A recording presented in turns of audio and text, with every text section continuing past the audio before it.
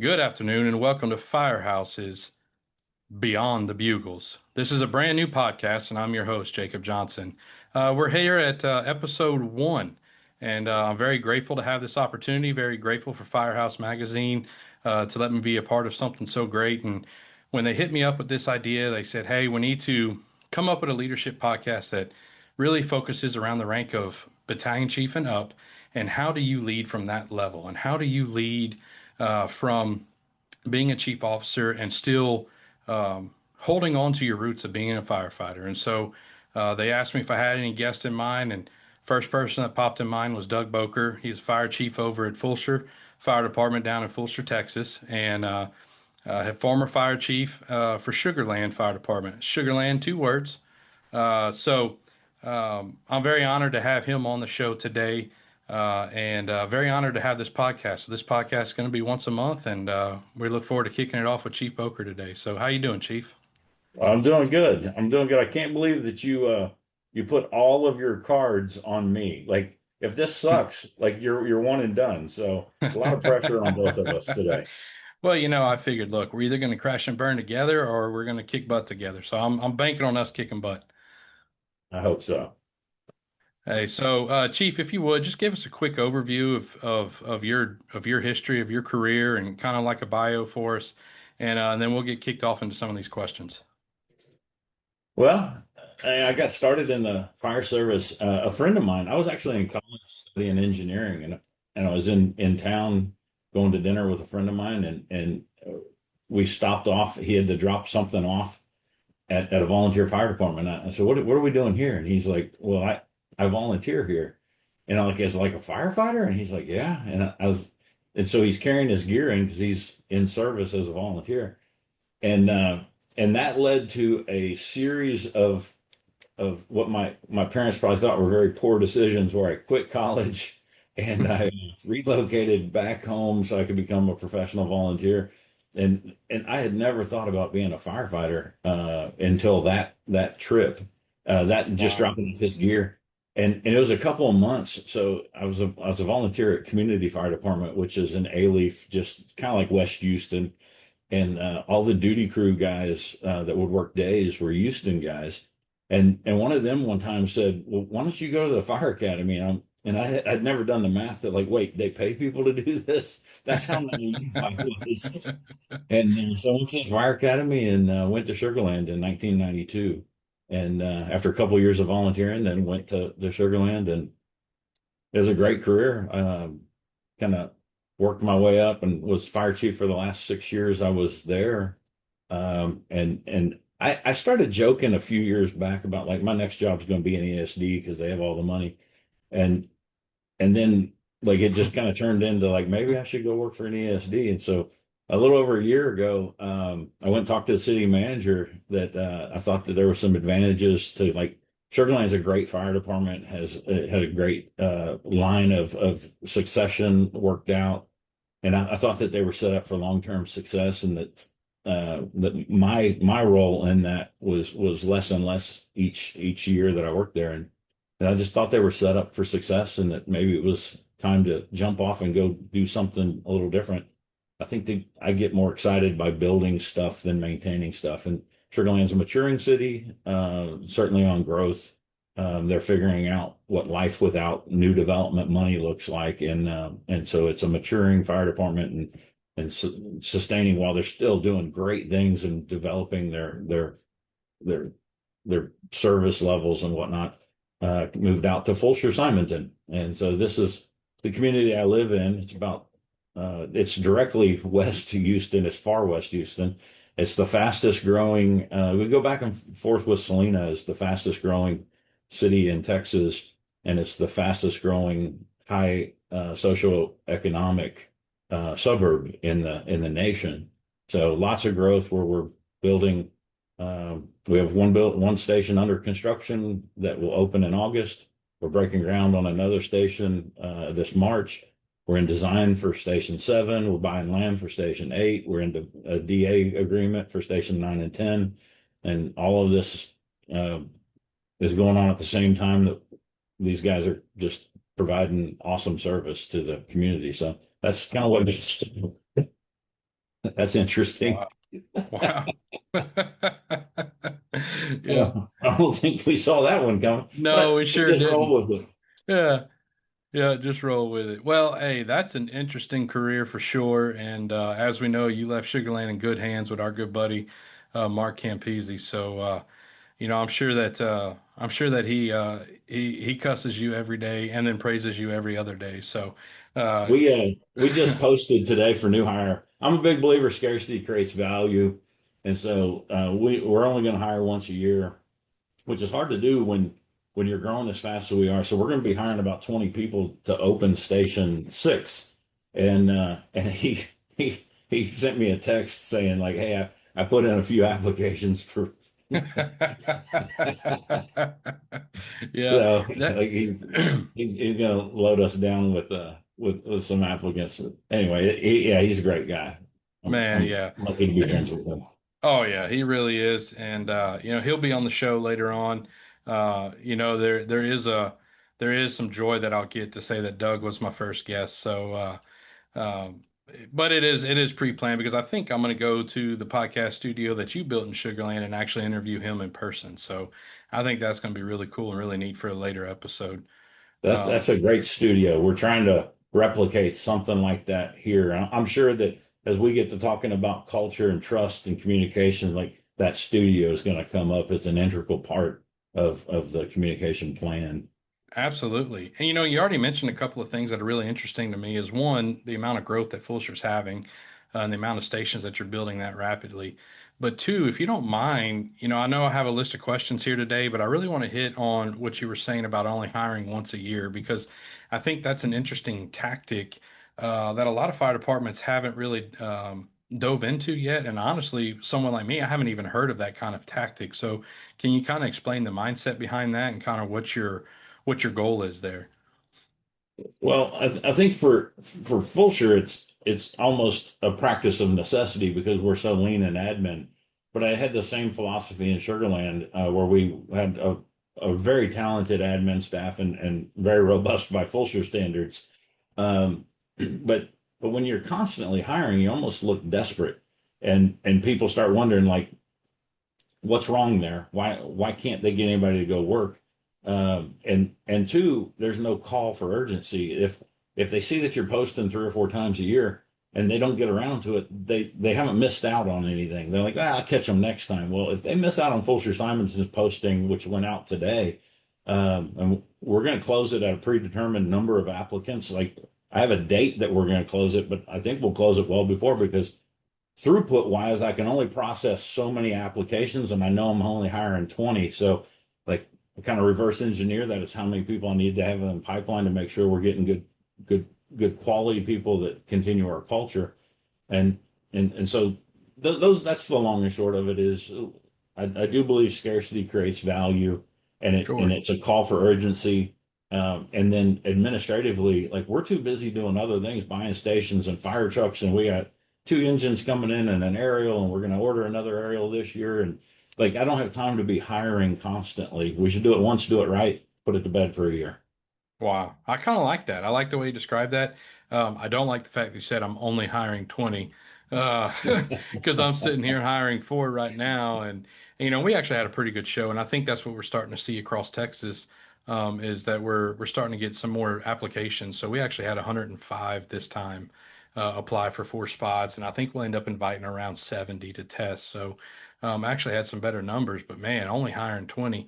So but that I guess that comes with a double-edged sword if you were to call it that when hiring 20. So, we talked about culture. So how do you ensure that when you bring in a large number of full-timers like that, how do you ensure that the Fulshear culture is embedded in them from the start? How do you ensure that the mindset that you and your command staff and operations folks have for that fire department is upheld within those 20 members? I remember years ago in Pearland when we were very small and then we hired very rapidly, and it always felt as a challenge for me as a company officer to make sure that our culture was embedded properly. And so, how do you handle that at Fulshear, and how do you ensure that bringing in a large amount of people like that the culture is embedded into them? That's a well. a year from now, we'll know if we're doing it right. Yeah. But we have a plan. And it's kind of a double-edged sword for us because all of us are from somewhere else. And so like we're really trying to capitalize on that as our mantra when somebody's looking over the fence to see if maybe Fulshear's the place that they want to be. All of us came from someplace else. Like I can tell you, I was happily employed where I was. It's a great fire department. No shade towards where I came from. Um, but it just seemed like maybe there's something exciting up here, and that's how all of our workforce is. And so we're working really hard to figure out what the Fulshear Simonton way is because we have people from Richmond, from Rosenberg, Victoria. We've gutted Victoria Fire Department. We have people from Sugar Land. We have a few even from Houston. And we Wow. pull all of them in, and it's kind of like this clay that we keep molding into the Fulshear way. And so one of the things we've had to do is truly define the Fulshear way. So incident command wise, because there's so many variations. We all use the consortium book with local adoptions, and then it migrates over time. Like we've had to Hmm. define by policy, like what the Fulshear way is, what a size up sounds like, what our nomenclature is. Hey, you calling, hey, you from me, or if it's me calling you on the radio, all that stuff to norm it. And so we've been real honest with our incumbents that if we're not careful, these 20 people coming in here every year for the next 5 years, they will outnumber us and they'll change our Wow. culture if we don't change theirs. And so the assimilation model is being worked on. And so it's not command staff. My onboarding process is being led by the floor. Got a couple of shift firefighters and from captains, engineers, and firefighters that are passionate about it. A lot of them do some instruction on the side with fire academies. They understand what a special place this is to work. Because I'm telling you, this is a phenomenal culture here, and they want to protect that. And so we're putting together a onboarding process unlike anything this department's done before. Some of it's to train them how to be that Fulshear firefighter. Some of it's training them to provide EMS in our FRO setting and better than we've ever done it before. And a lot of it's just on how to get along at the fire station and how to be a good person to work with, and all the way down to you know some of the petty stuff that causes problems in fire stations, like eating other people's food or borrowing bedding, like making sure that they understand what's culturally acceptable to us and what's not, and what we'll put up with and what we won't, like right up front. Man, I love that. And I really love that you use the line that if that they will come in and change our culture if we don't change theirs first. And I think that's huge for departments like yours and mine and what seems to be really in our area right now, Southeast Texas, is certain departments that have good culture, that have good pay grades, that have upcoming firehouses to be built and promotions, that we are becoming melting pots, and it is important to change their culture before they change yours. Because for you, that's a heck of a challenge for you and your command staff to be bringing in 100 people over the next 5 years. I mean, that's going to probably quadruple your fire department. Am I not right? Oh, it's going to do more than that, yeah. Yeah. Because we'll bring in, we're a long, narrow district, 105 square miles, and so like next year we'll Wow. be moving to east and west battalions, and we'll double stacking a ladder truck hopefully in 28, and so there's maybe 29. I don't want to overpromise and underdeliver, so I walked that back. But there's a lot of plans that, yeah, we're not just going to be opening a station and throwing a truck at it. There, it's a big, diverse district. So, yeah. Wow. 105 square miles. I've lived just up the road from there for the last, we moved here from Louisiana, 32 years ago. And I would have never known that that area was that big. I knew it was big, but I guess I didn't realize what Fulshear actually protected. That's huge. That's a heck of a challenge for your staff today without that extra staff. Oh, yeah. And they do a tremendous job with it. Like it doesn't phase them. Uh, it's funny, like where I came from, we had plenty of water.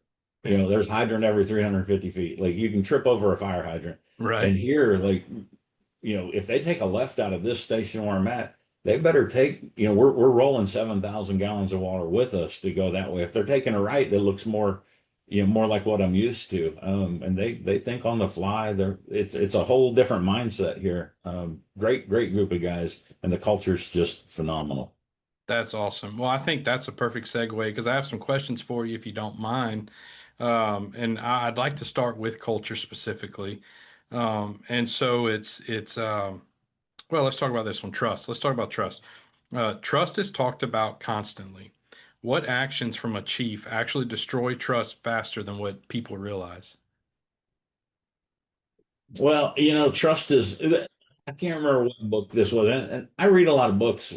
I don't, I grab little pieces of different books, and there's one that talks about deposits, like trust deposits and credits and debits essentially, and it takes forever to build the account up, and you can empty it instantly. So if you lie to somebody, you mislead somebody, you have a buddy deal with one group of people, like your trust is eroded. And so, uh, I went through a process as I was studying to be the fire chief in Sugar Land. That was a 22-month process that the city sent four of us through, Oh my and gosh. oh, it was grueling. Oh, And I don't think any of us knew what we were getting into. They said it was going to take a year, and I guess all of us were so remedial it took a few extra months. But phew.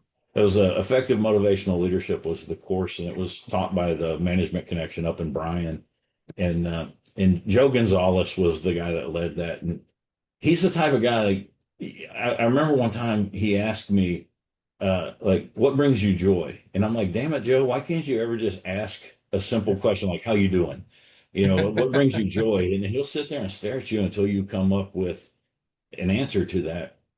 And that's when I recognized that, like, I hate the whole accountability, responsibility, having that tough conversation with somebody, but I love being on the backside of it. And so I told him, I said, the backside of a tough conversation, like, it's like I am relieved of everything that's been hamming me up for a while. Hmm. And that's just a good thing that I learned. But but through that, they talked about trust and the value set. And so, uh, when I got promoted to fire chief, my boss was a guy named Doug Brinkley. Best boss I've ever had, hands down. He was the police chief and moved up to assistant city manager. And he was a leader, a very quiet leader. But at my badge pinning, like, literally, he's microphone in hand. He's introducing me in what we called the cane room, and giving me all these accolades why I'm the logical choice to be fire chief. And he gives me that half bro hug as like he's handing me the mic. And he Yeah. tells me in my ear, you ever lie to me, I'll fire your ass. And I thought, whoa, that's not what I expected. I thought, like, good job. I have faith in you. Right. But right off the bat, he established with me that trust was his number one value. Yep. And he was kind of a guy with few words. Like, he never really elaborated. Like, I by the end of this hour, you'll recognize that, yeah, it makes sense. I did all the talking when he and I were around, um, but but that was impactful to me, that it told me he can take bad news. I don't should never lie to him. I don't need to sugarcoat it. Just be honest with him. Tell him what's on my mind. Tell him what my troubles and tribulations are. And he's seen it. He's done it. He's been doing it a long time. Like, we'll get through it. But the trust is the one thing that he can't oversee. And so from that, it probably made me a better fire chief. It's the lesson that sometimes you learn lessons and you don't even know you're in the middle of a lesson. Right. But I took that same philosophy down line. If I had bad news, I took it to the firefighters, and I didn't say, like, those guys at City Hall, they won't allow us. Like, you just got to own it, but just tell them the truth, that, like, Hmm. I'd love to have another engine company. I'd love to have four more ambulances. The budget doesn't allow it because we're one part of a very big organization, and we all have to be successful. And when they hear that from you, it at least gives them some information to know why certain decisions are made. And so that's how I'll close your question, is how do you, I think you specifically asked, how do you lose trust? I think I'm better at Yep. talking about how do you build trust, and you build the trust by being honest and telling them what's on your mind. And that's where, that studio comes in. Like, we'd have command staff meetings, and and the same thing I've done here at Fulshear Hymanton. If we're talking about it, I need everybody to know about it, because we're just moving too fast to have silos. And so we now call it an admin meeting. It's every Wednesday morning. Anybody in the fire department, if you work here, you're invited to that meeting. If you show up, we're going to ask you what's on your mind. What do you want to talk about? And we've had people line firefighters bring up things like, did you know that we don't have this? And I'm like, no, I didn't know that. And like, what's it going to take? And all the right people are at the table to say, we have the budget, we have the logistics effort, I can train on that. Okay, we can do this. And so then we summarize that whole meeting into what we haven't named it. In Sugarland, I call it Chief Chat, but here, I think it's going to be called the Chief's Grind or something. When I go into a fire station, I sit at the coffee table. Hmm. And one of the battalion chiefs, Adam Budnick, he said, that's your stick is when you go in a fire station, you sit at that table and you'll answer any question they have. That should be your studio as a kitchen table. And so we're ordering a Firehouse table for admin and we're kind of making a studio in our break room. But it'll be like the grind. Ask me what you want, and we're going to tell you everything plus some. Unfortunate side of those is they get pretty lengthy, and the average firefighter's attention span. I think the good captains are assigning a rookie to watch that and report back probably, but the information's out there, and that's how you build trust. Yeah. Well, hey, I think that's a great answer. Again, I don't think there's any wrong answers because there's always something to learn, as you pointed out, several times already. But I think that brings up a solid point of how do you lose trust faster than anyone can describe? And that's what you're saying is by not being honest or by putting up your silos or by exaggerating the answer or, over promising and under delivering and all the stuff that you were able to just mention. I think that answers the question in itself of how do you lose trust faster than anyone can describe? So I really appreciate that outlook. I appreciate that insight. That the grind is going to be really cool. There's something special about the kitchen table in every firehouse. We did one here at headquarters in Pearland, and we sit at it every morning, and we have you know everybody from the newest probie on the street to battalion chiefs join us, and it really is a great time. It really does provide that open communication and transparency that everybody seems to want in their career. So man, I really love that y'all are going to do that in Fulshear and make a podcast out of it. That's really cool, and I really did enjoy your chief chats. Camp Easy has sent me a couple. You sent me a couple back in the day, and I really enjoy that y'all do that. And I feel like that's something that other fire departments should do, just to put out messaging. Because newsletters, surveys, emails are great, but man, something like that's video and that they can look at it and then they can take bits and pieces and rewind it and replay it and try to understand things, I think is great. So, good luck with that, man. I hope it's great for y'all over there. Um, so speaking of surveys and newsletters and everything, I have another question for you about culture and it's how do you measure your culture beyond the survey and the slogans and the popularity? So as a chief, how do you measure the culture of Fulshear? How did you measure the culture of Sugarland without having to ask people what it is? Because I think we both know that surveys are a double-edged sword as well. It seems to be a popular word today, but that some people are gonna maliciously answer those and they really don't mean what they're putting down, like what are you looking forward to? Nothing. Well, I don't think that's true. And then I think that there's people who are afraid to truly put the answer in the survey. So how did you measure the culture in Sugarland and how do you measure it currently in Fulshear? Well, it is a tough question. We do surveys. I don't survey culture. Like we just had our first ever awards banquet. I did a survey because like we threw something together to recognize their efforts. I want to know if they appreciated it, if it hit the mark, what they'd like to see differently, and and so that was an electronic survey that went out to the whole department. And I've since put together an awards committee so we can hand that off to those guys, and they have the raw data from that survey. I think that's a great use of a survey.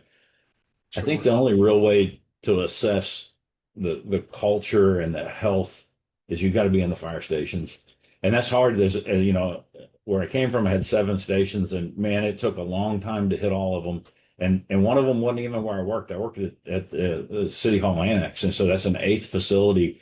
So it's a lot of walking around, and it just turns into really long days. Right. But here, it doesn't matter. Like that's the most important thing that we do is sit down and have a conversation with somebody, and you can tell if they're right or they're not right. You can tell if the last call is bothering them. You can tell if they feel like we care about them. And that's what you're assessing is like, do we love each other? Like, and as Right. silly as that sounds, like Les Stevens, the fire chief in San Marcos, when I first got promoted, he told me, and it took a few years really for it to resonate. He's like, if you don't love the people that you chief, like you won't be a good chief. And I'm like, well, I don't know, I need to really love them. And then like there's one day, like I'm walking up to an engine company, I'm like, man, I love these guys. Yeah. And and it took me a while here, just being really honest. Uh, I wondered if Mark would ever love Sugarland as much as I loved it. And the day that I thought about that, I thought about, am I loving this place as much as the last chief loved it? And what do I need to do to get there? And and so like I know it's a real feeling because it wasn't overnight, but like one day I was like, man, I freaking love these guys. Like Hmm. they're they're just doing so many things right. And so I think that that's how you assess it is you're in the stations, you're talking to people, you're seeing how they talk to each other, if there's healthy ribbon going on, if everybody is part of the conversation and not being excluded. When you ask, like if you take a meaningful question out there, and we have a ton of them right now, like all the way from like what hose to what nozzle to how many hoses on our truck. Everything is up for negotiation here. Like we are attacking everything from the patch to the badge to the striping on the trucks to the number of hose lays to the type of hose to the type of gear, the color of gear. Everything is being negotiated right now. And and and so I have this way of saying like I don't care what we carry, but I do care. I don't have I don't want it to be my opinion. I want it to be their opinion. And so when you take a meaningful question out to them, do they give you meaningful responses or do they say, whatever you want is okay? Well, that Right. means that they know you're going to do what you want to do anyway. But man, we have some not heated, but some great debates as to like what's the right thing to wear, what's the right thing to carry, what's the right hose to have. Um, and when they engage with you, that means the culture is good. Now it's always interesting when, especially a chief officer, when they walk into a group of firefighters that is like sitting around the kitchen table, and a chief will suck the wind out of that room. And I rode the fire truck for 21 years before I moved into admin. Right. And it was never a good day when the chief came to visit. It just Hmm. sucks. Like, oh, code red, the Tahoe's here. Right. And the chief would walk in and all the recliners are still like rocking back and forth, but nobody is visible. Like Yeah. that was what I grew up in, and that just sucked. And so I like that when I walk into a station, if they're sitting on their, if they're sitting in the recliner doing nothing, like I know that their captain thinks that their day is going about the way it should be, that they don't have to fake it to me. Like it's time to be relaxing. Right. And that's a good measure of culture. So all of that, all of it put together is how you know if your department's headed the right direction or not. I really like that. I really love that insight. And look, you know me, I haven't been in admin very long. And, when I was making the decision to come here, that's why I took you to coffee and wanted to really get some of the insights from you and really help me decide if it was the right decision or not to get off the trucks. I spent 22 years on the trucks and running calls and being in the firehouse. And I had spent 9 years as a company officer and, 4 years as a BC. And I just truly loved every aspect of this job. And so making the decision to come to admin, to headquarters was a very tough one. And the one thing, and I'm going to ask you, this is selfish advice here, if you don't mind, but the one thing that I do struggle with even today, and I'm not going to say finding the time to go to the firehouse, but not getting to them as much as I like to, because I feel like I have 30 people at headquarters, and if I go spend 3 hours at a firehouse, then I'm missing time with those who report to me here in headquarters. And if I only stay in headquarters, then I'm missing time with the men and women on the streets. And let's be honest, like that's the true heartbeat of any fire department is the men and women on the streets. And so, for a young chief like me, a young headquarters chief, what's some good advice for me and anybody else out there on how to make the time to hit the firehouse? I don't have a good answer for you. Um, I did it. Um, you know, I'm just I did it at the cost of my family. Mm. Um, I would leave early and I'd come home late. When the first couple of years I was fire chief, I was working 80 hours, pretty regular, so, with with not a whole lot of home time. And my wife was understanding to a point. She knew what I was getting into. But you look back and like, now we're empty nesters and you wonder like, what did I trade? I had a lot of good time with my kids and a great relationship. I'm very blessed on the home front. Like lucky, lucky for me, I just had a really badass wife that kept it on the rails. But uh, my organizational skills, my time management, it's just, I don't have any secrets other than give it more time. And I'm back to my old tricks here is there's days I'm in this office at 2:30 in the morning. And it's Wow. not because like I'm that principled. It's like I have so much going on that I just can't sleep anymore. I wake up and I'm like, I got to go to work. And I get more Right. done between 2:30 and 7 and then than I would all day long. And then, usually roll into the house about 6:30, depending on, so I'm still working 11, 12 hour days. Um, and I'm old, it takes a toll. And so I guess that like, I mean, this is it probably ought to be on the cutting room floor. It's probably not worth sharing, but I keep hearing where I came from, they would talk about work-life balance and how home life is very important and that you can have both. I don't think you can be a public safety chief, not in the world that I live in. I don't think you can be a public safety chief and have it all. Like if you're going to promote up to the top level, you're making a commitment to your community. And man, there's going to be 101 professionals say that guy is dead wrong. It's just either that or you're just going to have like a expansive and talented command staff where everybody's carrying their load. Right. But even that takes time to build. It took me years to get that in place in my last employment. That it takes a long time to calibrate that command staff effort to where everybody's kind of working a manageable load. And what I found was about the time we got there, I got bored and it was time to Right. go. So bad Because news for you. well, but I think you're right. I think that brings up a good point, right? Because I do feel like I've done that and I've had to take a step back of, coming in the office at 5:30, 6 o'clock in the morning, staying until 6:30 at night. Especially for me, I have an hour drive, in the evening with traffic. Um, and I've had to take a big step back and realize, like, Luke, and I only have one kid. So, you know, in 5 years he's going to be in college, and me and Lauren are going to be empty nesters. And so I really need to make sure that I'm intentful with my time at home.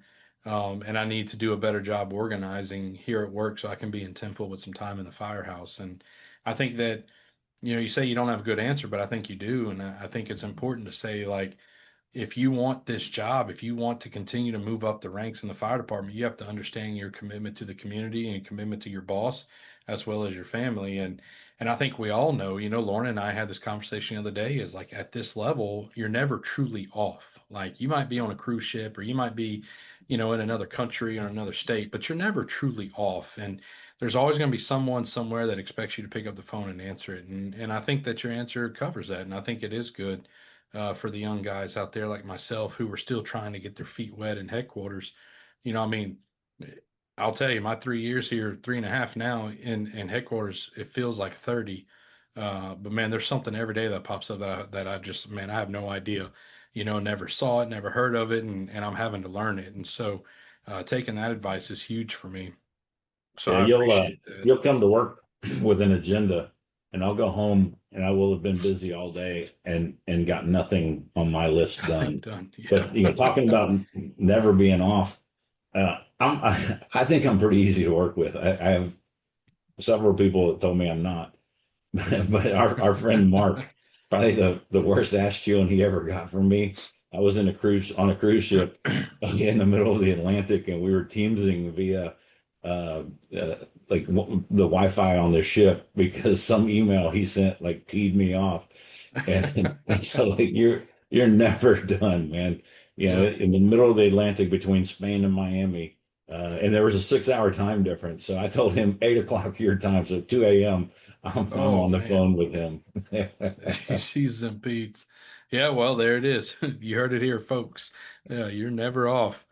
But you've hit on some really good things with leadership, and so I kind of want to hit on a couple of leadership questions I have written down, and I have a ton, and I just started sitting last night watching the national championship and just trying to think of everything, from the text messages.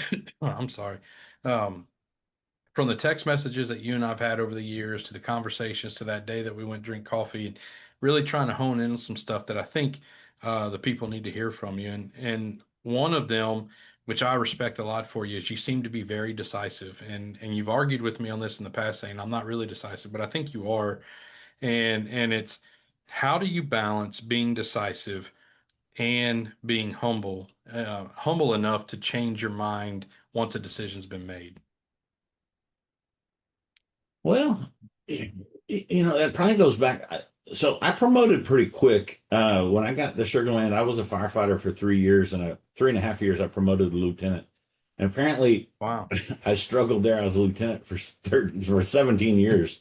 And it wasn't because I wasn't applying to move up, uh, but that's the job of a lieutenant. You take limited information. So like maybe it's most chiefs move through the ranks too quick to not get good at like getting limited information, bundling it up, putting an action plan together and implement it like hell. But it's just like a house fire. You put a plan together and you're gonna go force that door and it's steel doors and boom, you go to plan B. You're gonna go in a window or go in a side door or something instead. And so if you treat command decisions the same way, that generally with very limited information, sometimes the more information we have, it just kind of clouds the decision.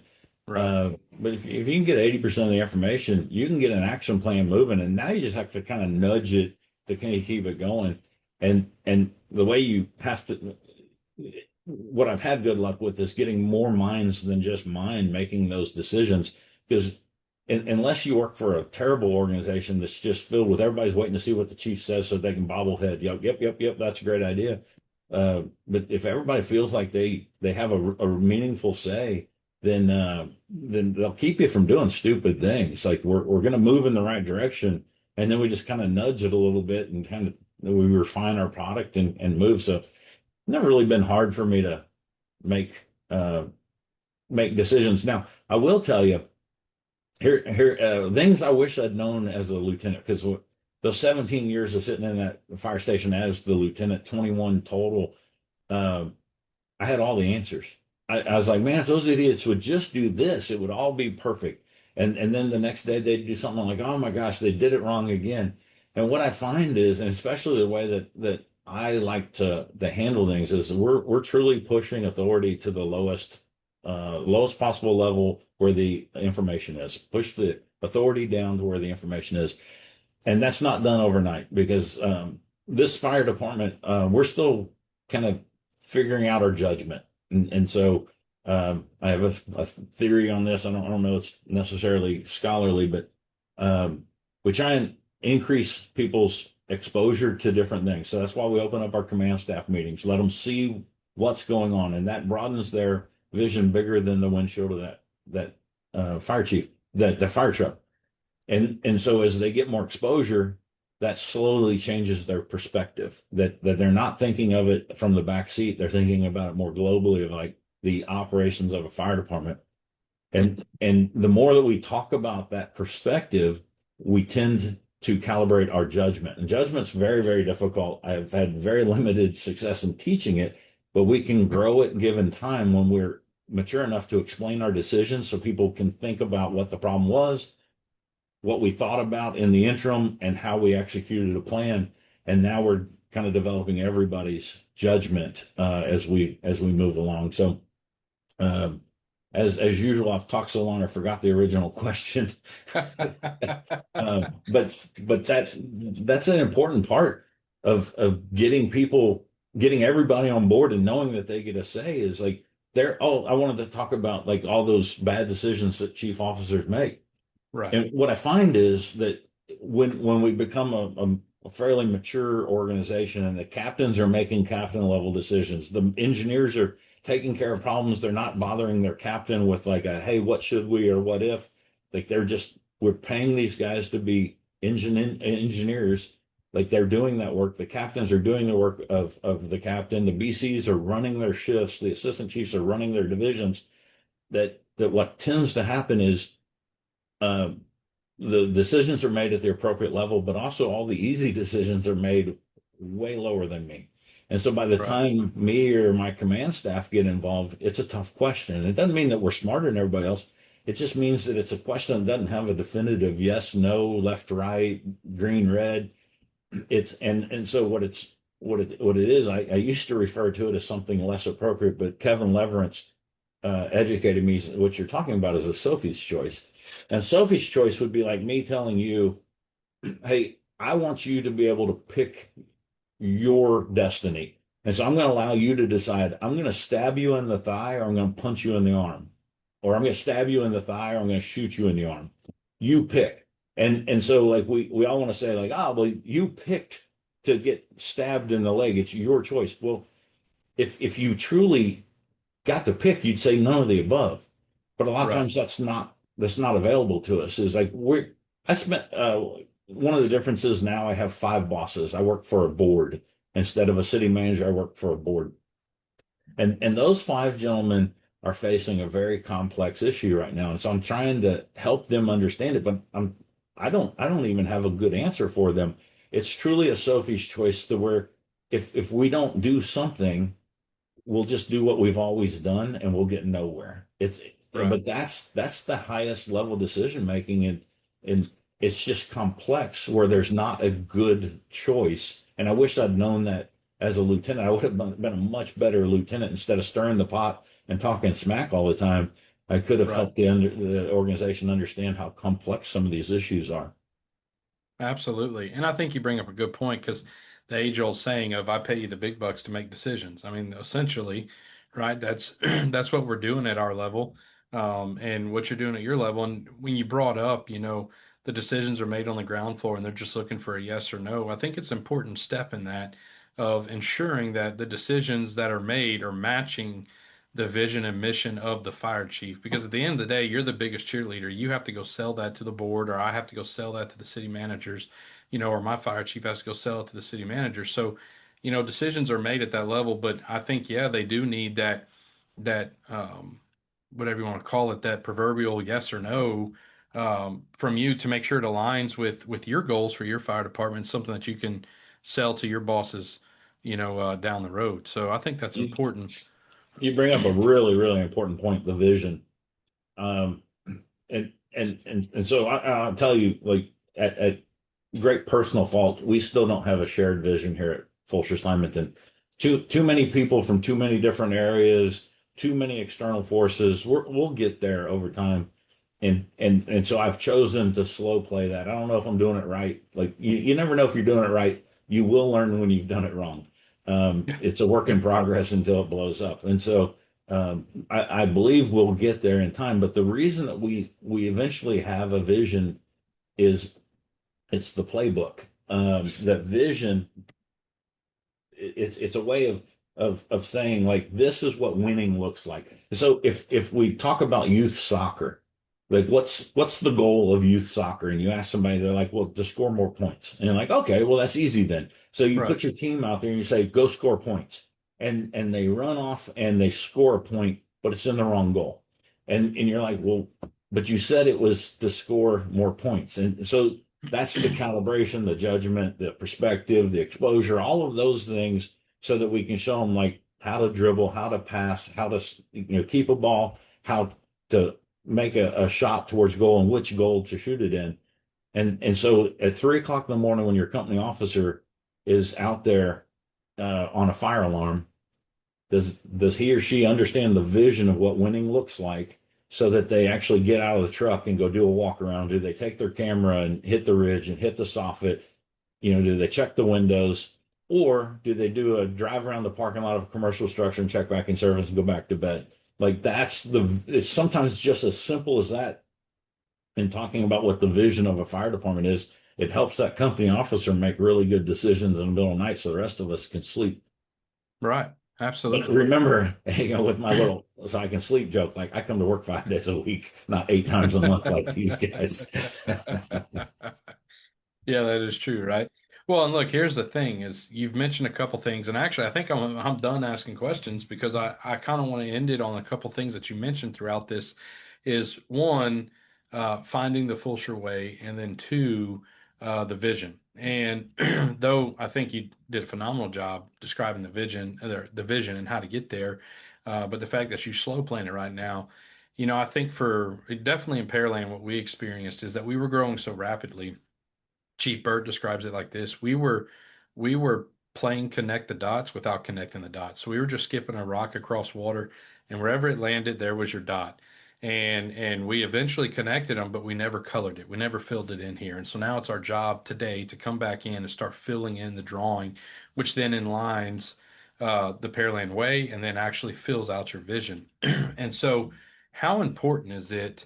When you talk about trying to figure out the Fulshear way, how important is it to build the Fulshear way that leads to a positive future while preserving the past, while honoring the history, while honoring the tradition of Fulshear, while honoring the 50 years that the previous fire chief did there and everything that he built? How do you find a way to embed into your members that this is the Fulshear way and it encompasses all of that? And then how do you use that to support and build your vision? Yeah, to Chief Bird's credit, there's a lot of analogies, for that. I always call it like whack-a-mole, where we play whack-a-mole, and eventually, like when Campisi joined the team there, I told him like I'll play whack-a-mole, but when I whack something, you keep its head down, like Yeah. and so you kind of like memorialize the process that you went through to fix that problem so that you don't have to rediscover the wheel every time it happens. And so that's some of it is we start committing to processes and policy and procedures that a lot of people glaze over when they hear that. But when you explain the relevance to it is that how much time it takes to fix a problem versus if you document like what the root cause was, how you can prevent it later on. Plus, it just makes the flow so much easier that you can do new things instead of the same repetitive things.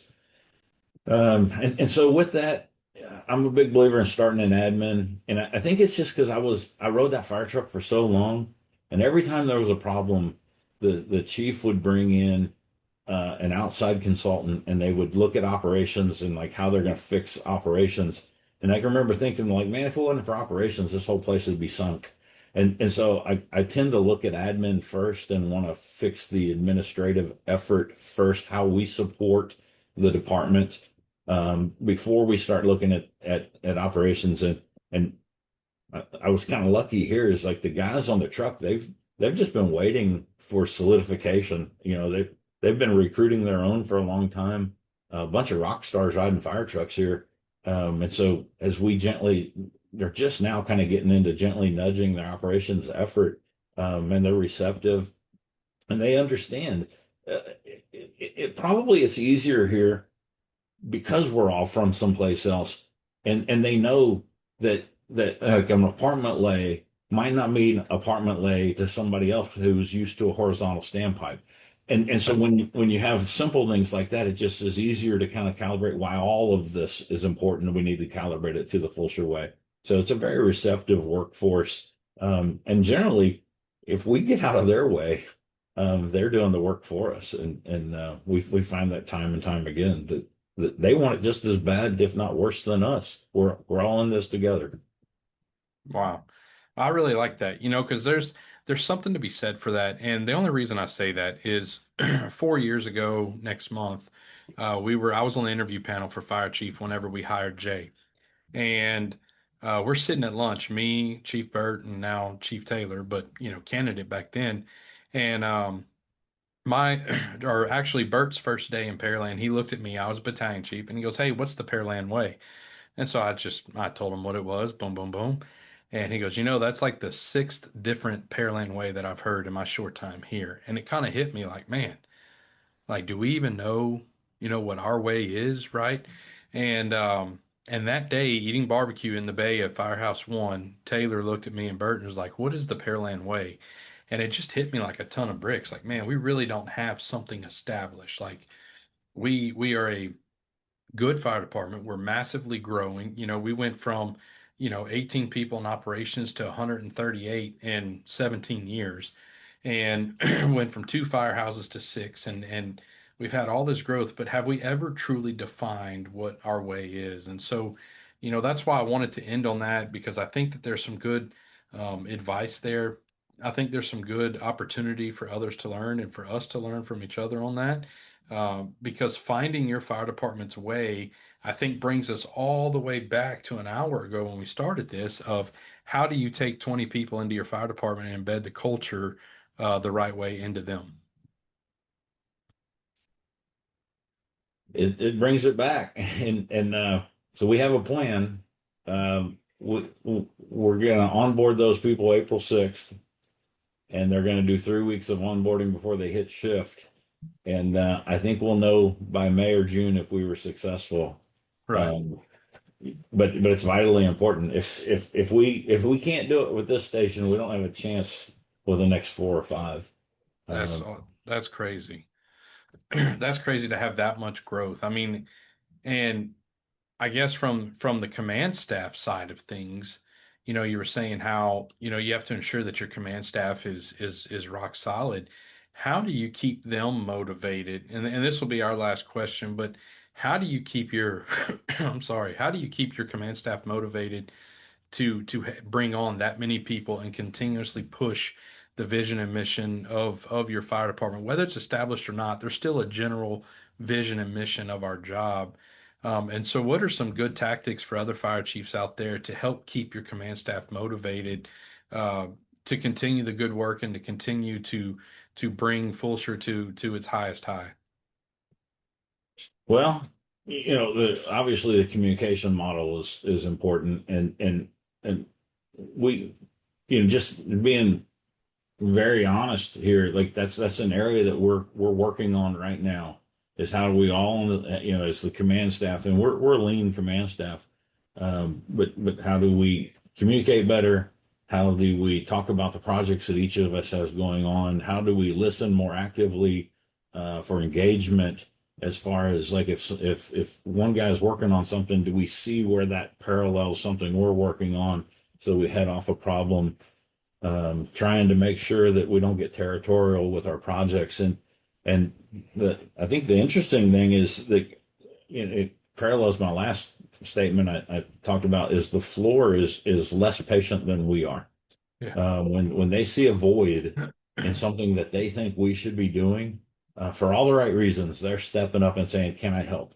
Right. And so, like, if you're at the floor level listening to this, um, it's funny to me, we have all these people, but you see the same 15 or 20 names on all the committees, on all of the work, and all, and so this is kind of off topic, but something I do struggle with is, a friend of mine one time, he said to me, he's like, and we got hired the same day in Sugar Land. And I was fire chief, and we were in the car, and he says, I think I want to retire here as a battalion chief. And I looked at him, I said, "Man, I don't really see you as a battalion chief." And he looked so hurt. And I said, "No, no, that's not what I mean. That's not what I mean. I see you as a driver," because he was a driver when I was a lieutenant. That now he's a lieutenant, but I still see him as a driver. And so the question is, how do we allow people to be seen as what they want to be, not what they are? And so, like, getting involved and stepping up and put your name in the hat. It's like the man in the arena from Roosevelt, the old saying about it's the people that get in the arena that take all the risk. But man, that's how you get seen as to who you want to be, and that's where you're Right. learning things about your department. You're learning how things work. You're learning things outside of your implicit job duties. And so it's the closest thing I can come to is, and it's selfish at best. We get these guys to jump in the arena with us.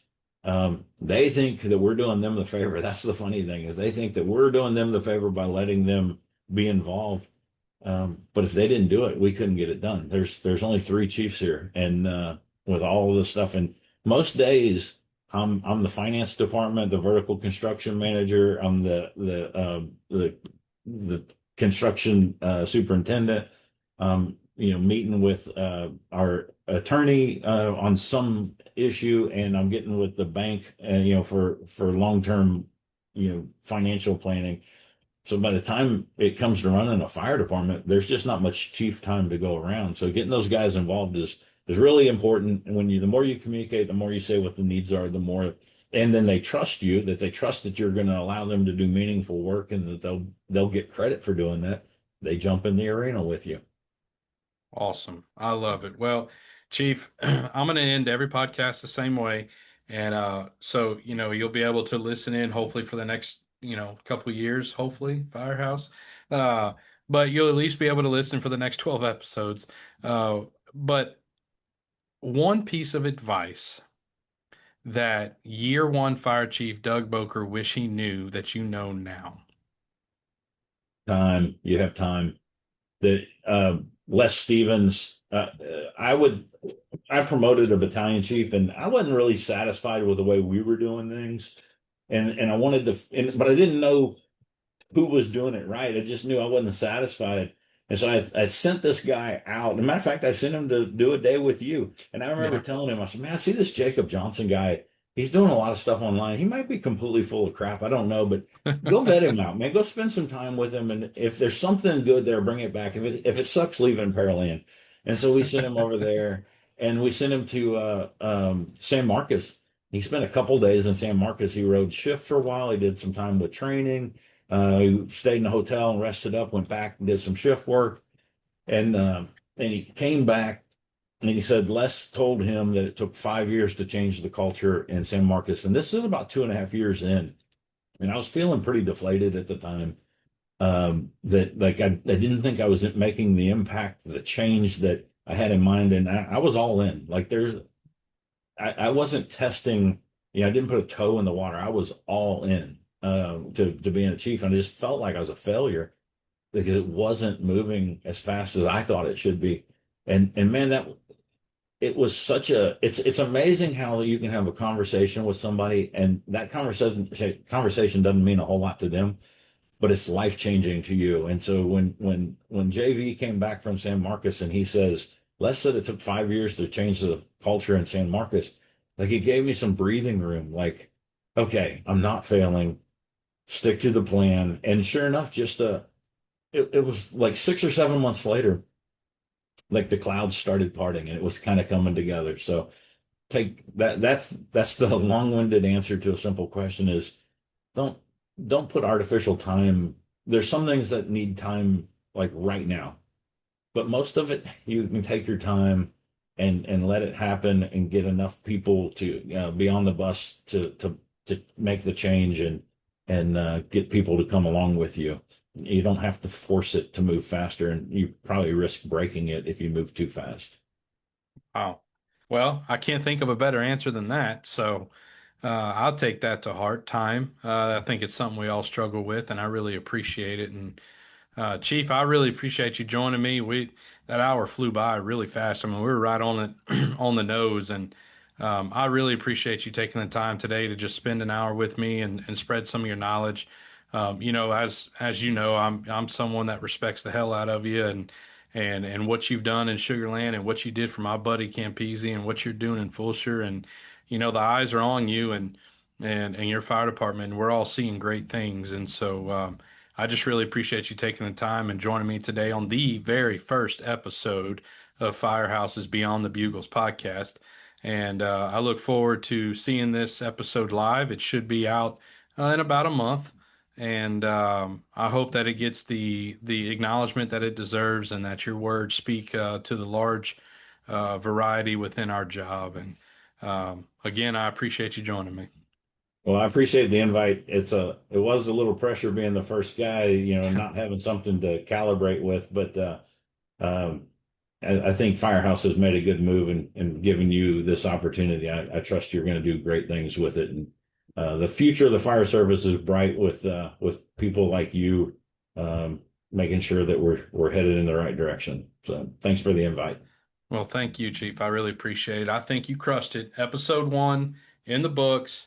Go ahead, click the link, click the follow button, and we'll see you next month. See y'all later.